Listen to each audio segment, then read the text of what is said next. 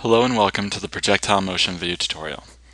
Here we have a cannon on top of a 20-meter high cliff that's going to shoot a cannonball on unknown distance x, and we're going to solve for this distance x. In order to do this, we're going to split the problem up into two parts. We're going to first solve for the distance from the cannon to the top of the arc, and then we're going to solve from the top of the arc to the end of the projectile motion, and we're going to add those two values together. First thing to do is to take our velocity vector and break it into its components.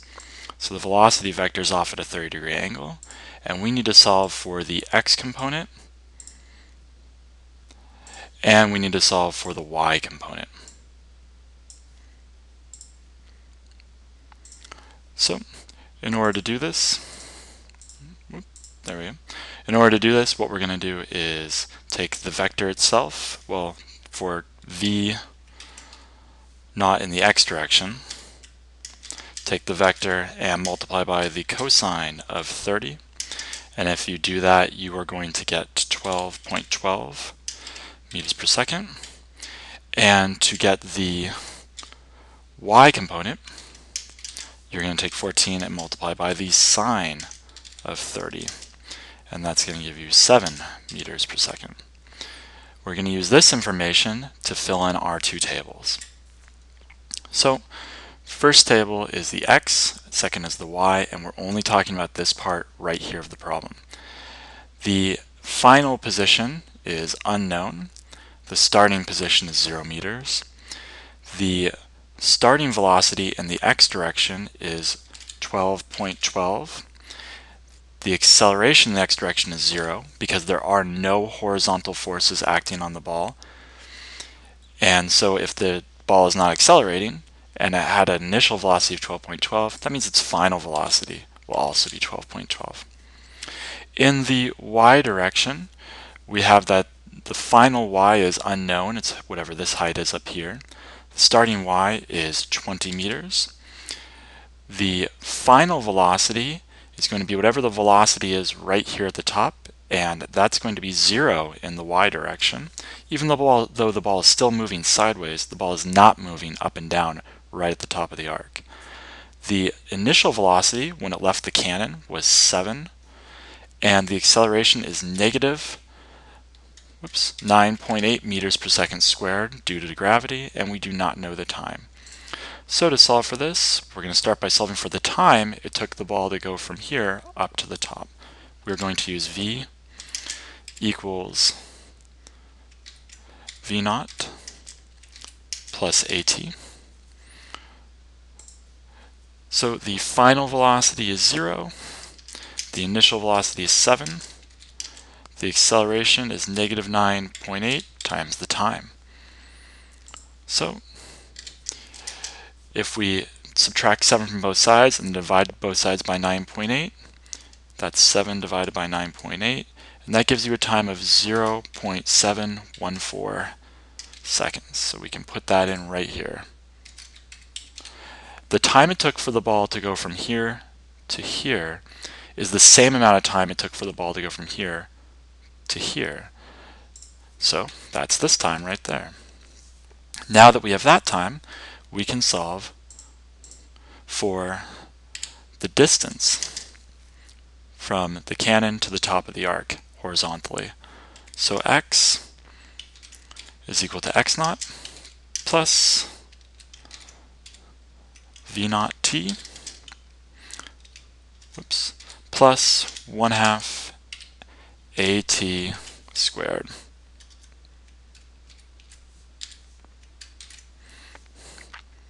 So we do not know what x is, but we know that the ball started at a position of 0.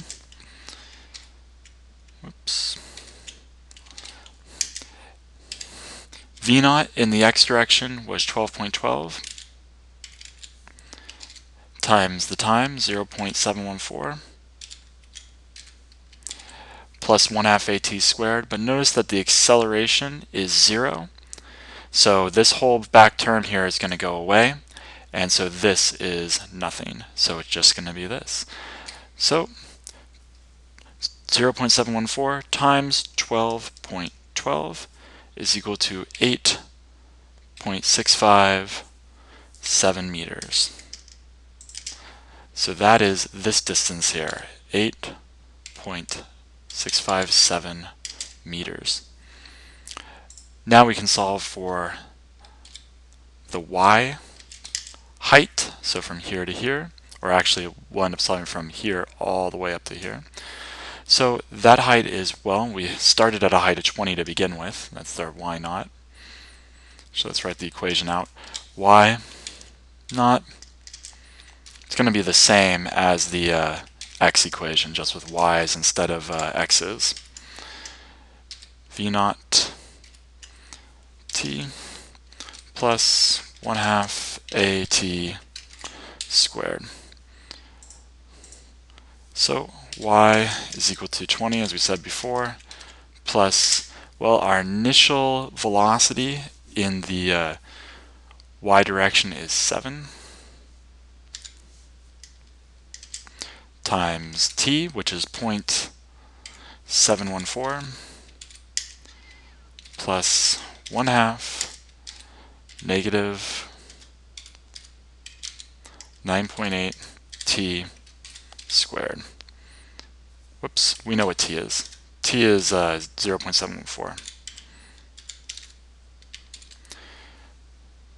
So, y is equal to, well, let's see what this middle term is. 0.714 times 7 is equal to 4.998. We'll add 20 to that.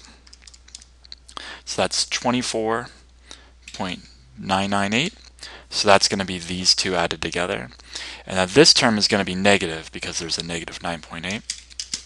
Let's find out what that is. 0.714 squared times 9.8 divided by 2. And that's going to be 2.498.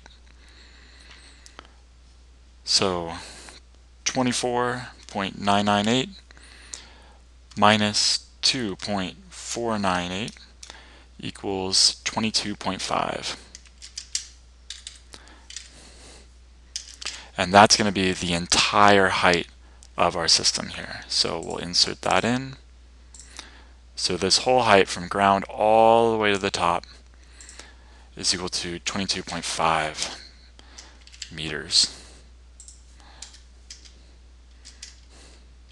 Alright, so we know now the entire height, and we know this distance here. Now all that's left to do is solve for this distance and then add these two together. So what we're going to do is we are going to delete what we've done so far. And we're going to start over. So we're starting over, but now we don't care about this front part. We're only treating the back part of the problem here. So we start where we started last time with our tables. So the final position is unknown. We know that we're going to start at a position of, well, what we're going to do is we're going to say that this is 0 right here, and then we'll just add this on at the end. If we want, we could add this on as our x naught, but you get the same answer either way. 0.8. Oops, we're going to say that's 0. Our final velocity in the x direction, well, we already established that our x velocity is never changing because there is no x acceleration, and we do not know the time to go from here all the way to here. Our final height will be 0 because we're going to end at the ground, and our starting height is 22.5. Our final velocity is unknown, and our starting velocity is 0 because in the y direction we start with no velocity down. Our acceleration is negative 9.8, and our time is unknown. Now to solve for this, we're going to start here and we're going to solve for the time it takes to go all the way to the bottom. So y is equal to y naught plus v naught t plus 1/2 at squared. So our final position is 0. Our starting position is 22.5. our starting velocity is 0, which means this term here is just going to go away, so I'm going to take it out now, because that term is going to end up becoming 0. Plus 1/2 acceleration is negative 9.8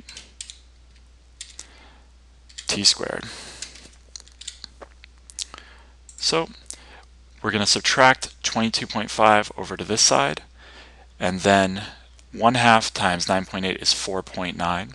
So we're going to divide by a negative 4.9. So we're going to take a negative 22.5, divide by a negative 4.9.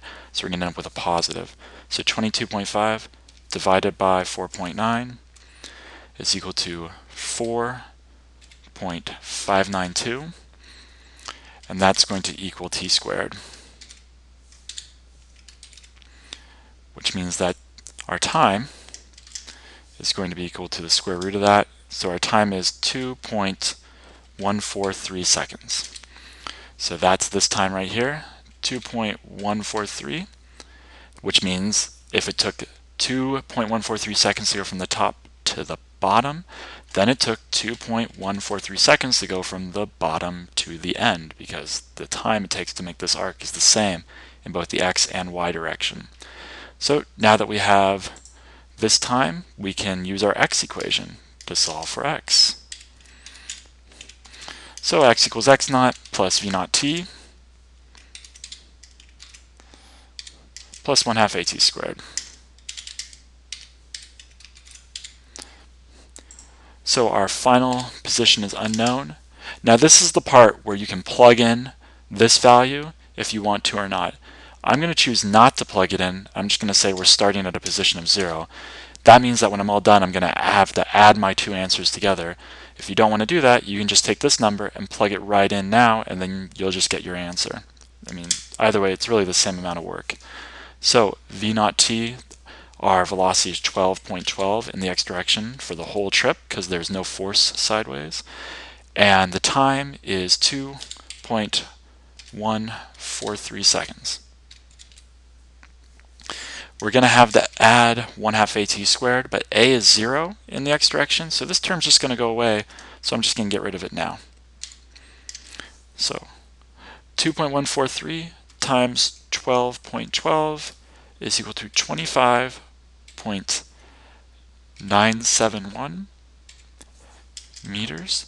So that becomes this distance here, 25.971 meters.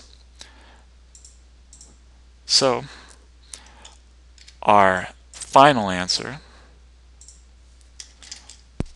is equal to 25.971 plus the 8.657. So 25.971 plus 8.657 is equal to 34.628 meters. And that is the distance from the cannon to where the cannonball will land. Thank you for watching the Projectile Motion video tutorial.